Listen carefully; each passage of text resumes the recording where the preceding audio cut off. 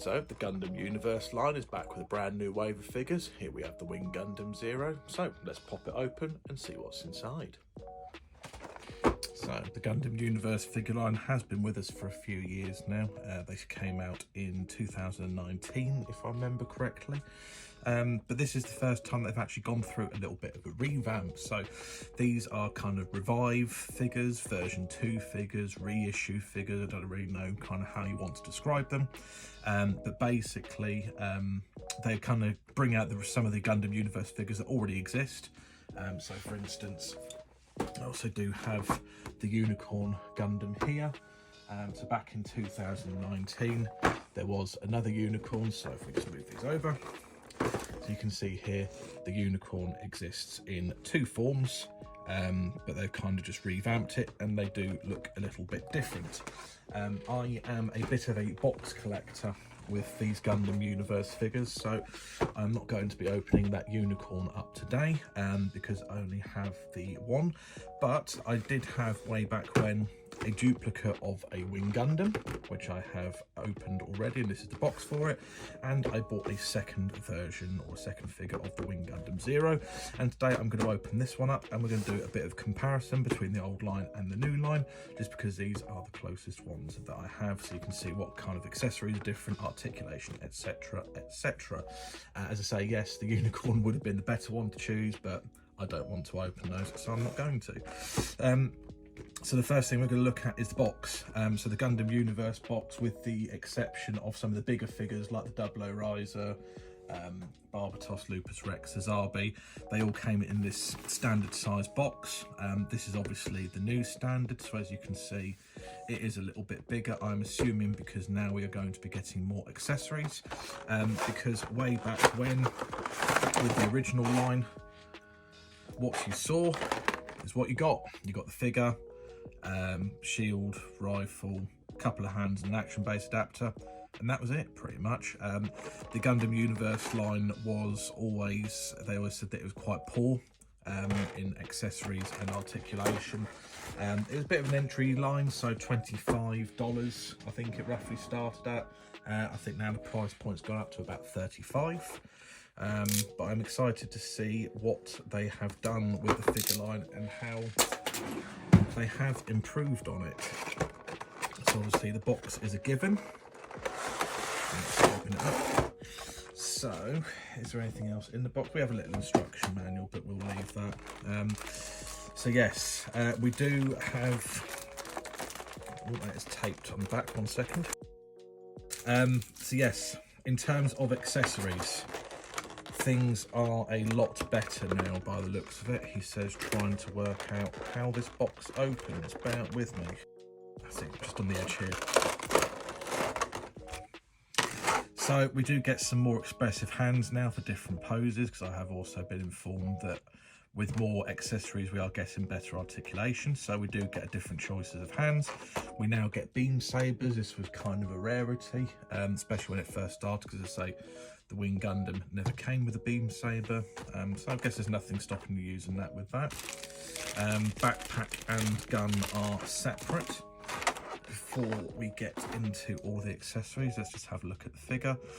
So size wise, the scale has remained unchanged. Let's do that off camera. Size wise, the scale hasn't changed. They are still the same scale. They're not actually scale though, to be fair. Let's make a point of this. They're not in scale. They are just 6-inch figures. So obviously things that are supposed to be smaller or larger in Universe are not. Everything is just the same size. But that is how the Gundam Universe line rolls.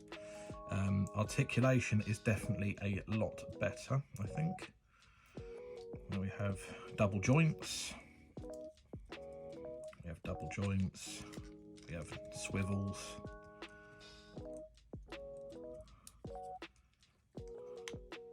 Butt flap is static, doesn't go anywhere. I think you could actually pull it off if you wanted to, but it's not supposed to go anywhere. So we've got shoulder articulation all around. I want to be careful. Be very careful on these figures. The V-fins are very, very brittle. So yeah, a lot of articulation in these now. Articulation has drastically improved. So if we have a look at the wing Gundam over here, even if we put that down, we only got 90 degree, again about 90 degree. So the fact that we now have double joints, all sorts of swivels and stuff. Did we swivel here? We did have that swivel, to be fair. Shoulder was static. So we now have an extending shoulder joint, which surprises me actually, because it kind of looks... No, that definitely doesn't come. So yeah, so articulation is greatly improved. That is a very good sign. Correct me if I'm wrong, I've always thought the Wing Zero had head Vulcans. That was my imagination. The Wing Zero does not have head Vulcans. Interesting. So yeah, so sometimes I do a little bit of panel lining on these, not a huge amount, normally just around the face. So if they have head Vulcans, I colour those in. Because they're not, I'll probably end up colouring these vents in. The eyes and the muzzle are already done. There's a lot of panel lining opportunities on these. You can go nuts. I tend not to really do that, but you can do if you want to. So let's us have a look at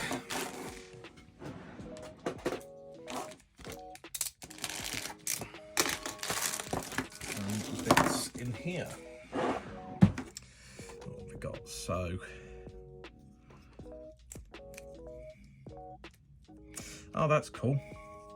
So one thing, I think it was like the tall geese you couldn't do. You couldn't open up the thrusters, if I remember rightly. But with these, even though it is parts forming, there is no hinge for poses. You can now open those up. That is an improvement. So yeah, the Gundam Universe line, it is definitely improving. I've always, with these, preferred them. They look really good. They display really well in the box. I've never really found them to be that much of a joy to actually play around with, which is why I kind of box collect them. And then occasionally I might buy a duplicate of a particular design that I like, just to kind of open up and have a little bit of a play around with, which is what I've done with the Wing Zero here. But I've got to be honest with you, things are a lot better than they used to be. Definitely a lot better. Have a look at the shield. So obviously the one thing that we don't have, we still don't have any transforming gimmicks, which is a shame. Pull this open.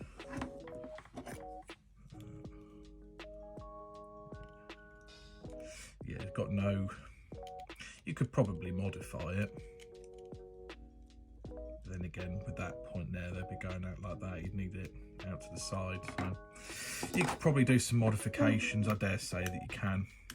There's a lot of smart people out there, smarter than me when it comes to customizing and stuff, but just because we have one, we haven't used it before. Let's put a widespread hand on there with the shield.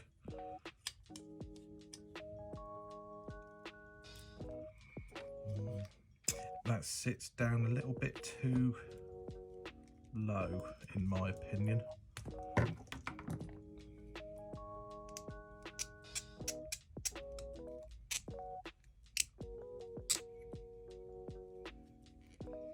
And if they put that, let's see if we can. I can see if I can turn that around. That's a very stiff ball joint. That took a lot of effort. I know. I think that. Does that sit even lower now? No, I think it does. It does sit high because I think originally that ball joint started up here, so it does bring it up, but it's still. Get that in there. Still quite low. In my opinion, it probably should have sat up here, roughly about another 1/4 of an inch or so. That probably would have looked better, but that's probably about all we have to deal with, unfortunately. So where does it sit on the Wing Gundam? Let's have a quick look. Because on the Wing Gundam, it kind of comes all the way up to the corner of the arm. But then again, I always felt the shield was maybe a little bit oversized with that. But yeah, that's all we have to stand up Wing Gundam. That's all we can kind of do with that at this stage. As I say, that ball joint should have been part way down here, really. But never mind, it is what it is. But yeah, it's not a bad looking figure. As I say, could do with a little bit of attention to detail, bit of panel line, it would look absolutely beautiful. I think it's got a bit of a creamier white. I think it probably would have been better like the Wing Gundam, having a bit of a whiter white, but that's the style that they have gone for. Backpack clips on quite easily. Got some articulation here. Obviously the Gatlings on the shoulders don't open up, you can't parts form those, nothing at all, or no option there. So yeah, so that is the Wing Gundam Zero Gundam Universe from the revived, I guess we'll call it, or version 2. But a lot of figure lines go through this. The Mobile Suit and the Action line from the 2000s went through this, because they bring a figure line out, they cost cut, they put a lot of limitations on it to save money, and then they think to themselves later on, well, actually people are still probably going to buy it $10 more, and we'll put a little bit more effort in, and it makes it a better figure. So they could have done this from the start, a bit more accessories, bit more articulation, but for whatever they chose not to. I can understand with older figures that had limitations manufacturing, but in this modern age, I don't think there's any such thing as a limitation. It's only as far as cost cutting and budget is concerned. So they should have just done this from the start, really.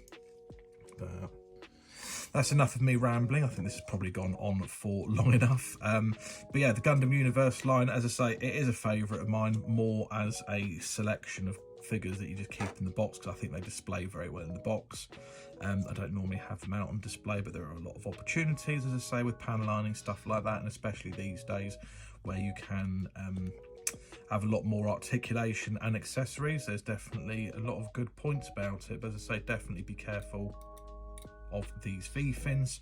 But yes, there we go. The new Gundam Universe line is back out there and ready to buy.